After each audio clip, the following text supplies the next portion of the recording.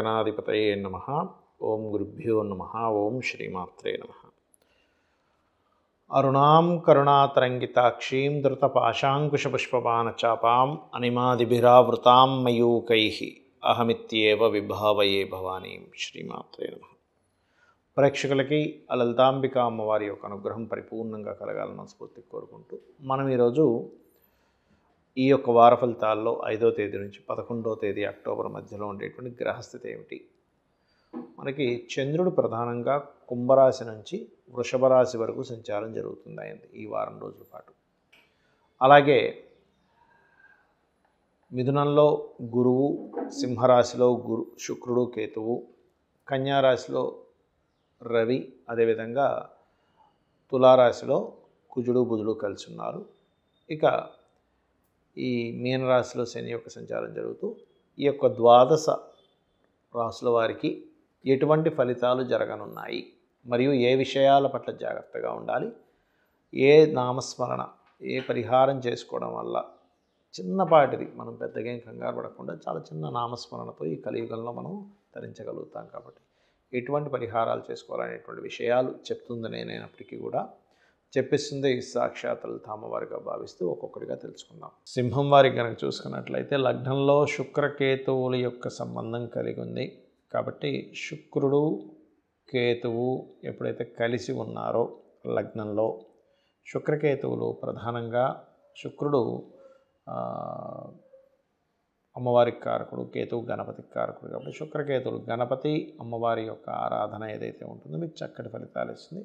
కొంతవరకు భగవత్ సంబంధించినటువంటివి ఏవైతే ఉంటాయో ఇవి చాలా చక్కగా కలిసి రావడం, అంటే కొంత దేవతా అనుగ్రహము, దేవతా సంబంధించినవి కొంత మీకు అనుభూతులు కలుగుతూ ఉంటాయి శుక్రకేతువు లగ్నంలో ఉన్నప్పుడు. కాకపోతే ఏంటంటే కొంచెం అనీజీనెస్ కూడా పెరుగుతూ ఉంటుంది.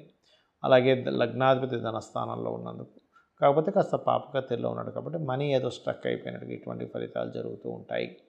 అలాగే మరొక విషయం ఏంటంటే ఇక్కడ గమనించినట్లయితే ఇక్కడ బుధుడు ఎప్పుడైతే 3వ స్థానంలో ఉన్నాడో, 3వ స్థానంలో ఉండేటువంటి బుధుడు కుజుడితో ఉన్నందుకు కొద్దిగా మీరు ఏదైనా కమ్యూనికేట్ చేసేటప్పుడు, అగ్రిమెంట్స్ రాసుకునేటప్పుడు, ఎవరితోనైనా మాట్లాడేటప్పుడు ఈ యొక్క అంశాల్లో కాస్త జాగ్రత్తగా ఉండండి.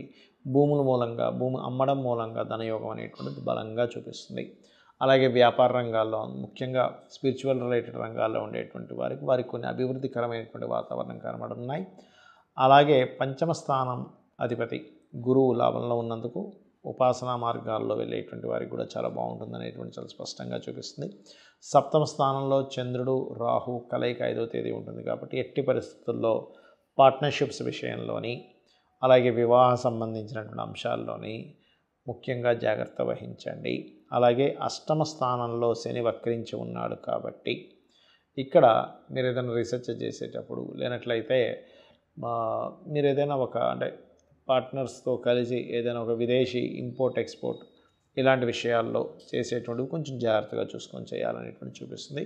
చేసేటువంటి ఉద్యోగంలో కొంత మానేయాలి అనేటువంటి తెలియని ఒక విరక్తి, వైరాగ్య భావనలు పెరుగుతూ ఉంటాయి. ఇక మీరు నిత్యము చేయవలసినటువంటి దేవత ఆరాధన ఏమిటి అంటే దత్తాత్రేయుడి యొక్క ఆరాధన చేయండి, దక్షిణామూర్తి యొక్క స్తోత్ర పఠనం చేయండి. నవగ్రహాల్లో ప్రధానంగా కేతువు, శుక్రుడు, అలాగే ఈ యొక్క రాహు గ్రహాల దగ్గర, కుజగ్రహం దగ్గర, ఈ 4 గ్రహాల దగ్గర దీపారాధన చేయండి. అన్ని విధాలా బాగుంటుంది. చాలామంది ఏంటంటే ఎన్నో పూజలు చేస్తున్నాము, ఎన్నో వ్రతాలు చేస్తున్నాము, కానీ మా కష్టాలు నెరవేరటం లేదు. పలానా రాశి వారికి ఇక్కడి నుంచి బాగుంటుంది అంటున్నారు, కానీ ఏంటో ఇంకా మాకు అనుకున్నంత ముందుకు వెళ్ళలేకపోతున్నాము, కారణం ఏమిటని అడుగుతూ ఉంటారు. దీన్నే మేనిఫెస్టేషన్ కూడా అనుకోండి కాసేపు. అంటే నేను గ్రహాలు కాకుండా ఇంకో కోణంలో చెప్తున్నాను అనుకోకండి. గ్రహాలకి మనం భావనలకి సంబంధం ఉంటుంది. యద్భావం తద్భవతి అంటూ ఉంటారు, వినే ఉంటారు కదా. అంటే మనం ఏదైతే భావిస్తుంటామో అది ఆ రకమైనటువంటి రిజల్ట్స్ మనం చూస్తూ ఉంటాం కూడా.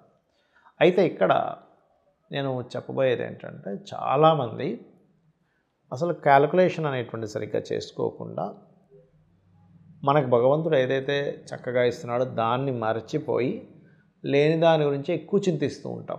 అంటే ఉదాహరణకి ఒక వ్యక్తికి 2 గృహాలు కూడా ఉన్నాయి, కానీ అప్పు కూడా ఉంది. ఎంతసేపు ఉన్న గృహాలను మర్చిపోతాడు. అయ్యో అప్పు ఉంది, అలా తీర్చుకోవాలి. ఎందుకంటే ఇవాళ రేపు అప్పుకు సంబంధించిన విషయంలోనే చాలామంది ఇబ్బంది పడుతున్నారు. 90% ఆఫ్ చాలామందితో నేను మాట్లాడుతూ ఉంటాను కాబట్టి 90% ప్రజలు ఇబ్బంది పడుతుంది దేని గురించి అంటే అప్పు. అందుకే మనకి జన్మజాతకంలో కూడా రుణరోగ శత్రు స్థానం అంటారంటే 6వ స్థానం. దీనికి నేను మీకు రెమెడీ చెప్పి దానికి క్యాలిక్యులేటివ్గా ఒక అప్పు తీరడానికి ఎలాగా అనే దాని మీద కూడా చెప్తాను నేను మీకు. ఇక్కడ ఏంటంటే మొట్టమొదటిగా మీకు ఏదైనా అప్పులు బాగా ఉన్నాయంటే ఒకటి మిమ్మల్ని 100% అప్పుల నుంచి బయటపడేసేటువంటి మార్గం ఓం అపర్ణాయై నమః అనే మంత్రము, అలాగే ఓం సంపత్కరీ సమారూఢ సింధుర వ్రజ సేవితాయే నమః. లేదండి నేను విష్ణువుని ప్రార్థిస్తాను, విష్ణు సహస్రనామాలు చేసుకోండి, తప్పేం లేదు. నేను శివభక్తుడిని, శివ సహస్రనామాలు చేసుకోండి, కానీ ఇది ఖచ్చితంగా పాటించండి నా మాట విని. రెండవది మీకు ఎటువంటి అప్పు ఉన్నా కూడా గుర్తుపెట్టుకోండి, ఫస్ట్ ఒక క్యాలిక్యులేటివ్గా వెళ్ళాలి ఎప్పుడు కూడా. ఎలా అంటే ఇప్పుడు మీకు 1 లక్ష రూపాయల అప్పు ఉందో, 1 కోటి రూపాయల అప్పు ఉందో, 10 కోట్ల అప్పు ఉందో మీ ఇష్టం, లేదా 10 లక్షలు ఉందో అప్పు, అసలు మీరు తీర్చడానికంటే ఒక స్కోప్ ఉంటుంది. మీకు వ్యాపారం ఉందా, లేనట్లయితే అప్పు ఏ పర్పస్ మీద తీసుకున్నారా, హ్యాండ్ లోన్ తీసుకున్నారా, లేకపోతే ఇప్పుడు నేను అనేది ఏంటంటే ఇప్పుడు మీరు ఒక ల్యాండ్ మీద తీసుకున్నారు, ఒక గృహం మీద తీసుకున్నారు, మీరు దాని మీద చింతించాల్సిన అవసరం లేదు. ఎందుకంటే మీకు అసెట్ మీకు సొంతం అవుతుంది కొంతకాలానికి. చాలామంది ఏం చేస్తారంటే గృహాలు తీసుకుంటారు, అమ్మ అప్పు ఉందండి అని బాధపడతారు. గృహం నువ్వు తీసుకున్నదే నువ్వు నీ ఓన్ చేసుకుంటున్నావు, గృహాన్ని కానీ స్థలాన్ని కానీ, మళ్ళీ బాధపడ్డం దేనికి?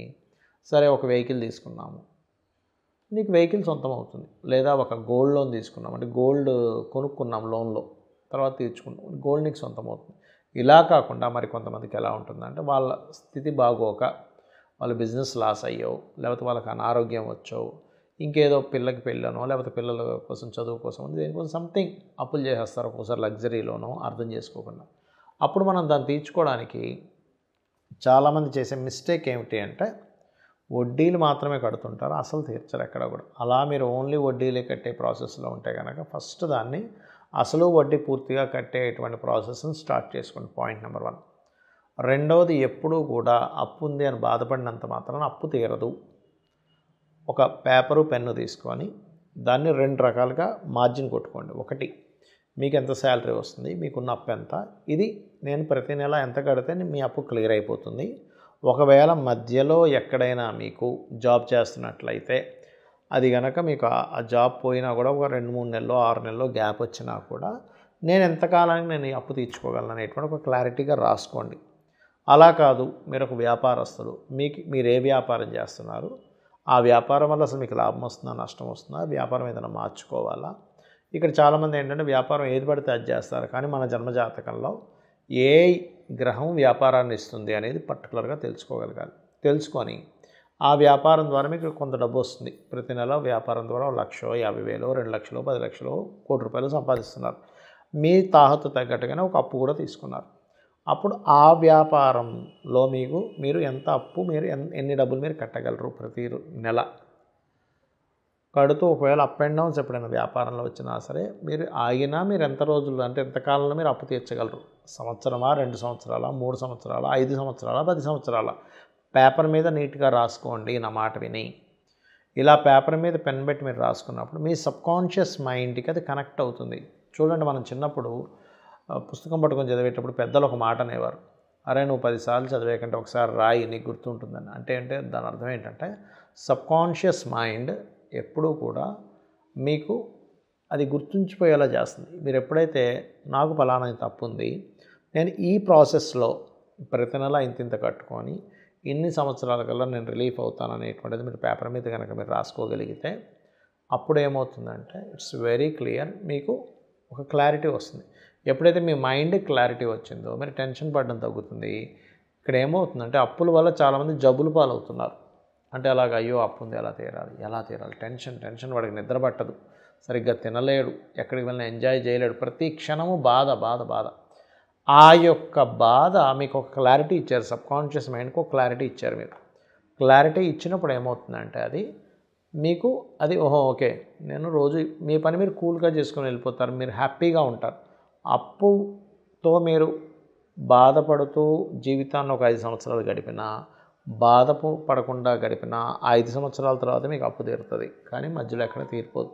కాబట్టి మీరు ఒక క్యాలిక్యులేటివ్గా మీ సబ్కాన్షియస్ మైండ్కి చెప్పండి, ఓం అపర్ణాయ నమః అనే మంత్రము, ఓం సంపత్కరీ సమారూఢ సింధుర వ్రజ సేవితాయ నమః, లేదా ఓం ధర్మాధ్యక్ష ధనాధ్యక్ష ధనధాన్య వివర్ధిని నమః. ఎందుకంటే ఇది ఏం చేస్తుందంటే మీకు ఇంకొంచెం, ఇప్పుడు ఒక మంత్రం చేస్తున్నారు, కాన్సన్ట్రేషన్, నేను ఇంకా ఏం చేస్తే నాకు తొందరగా తీరుతుంది, నేను ఇంకా ఎటువంటి బిజినెస్ చేస్తే ఇంకొంచెం నాకు బాగుంటుంది, నేను ఇంకా జాబ్లో ఎటువంటి స్టేజ్కి వెళ్తే నేను ఇంకొంచెం శాలరీ పెంచుకోగలుగుతాను, ఇంకొంచెం త్వరగా తీర్చుకోగలను, 5 సంవత్సరాలు తీరాల్సింది 3 సంవత్సరాలు తీర్చగలుగుతాను.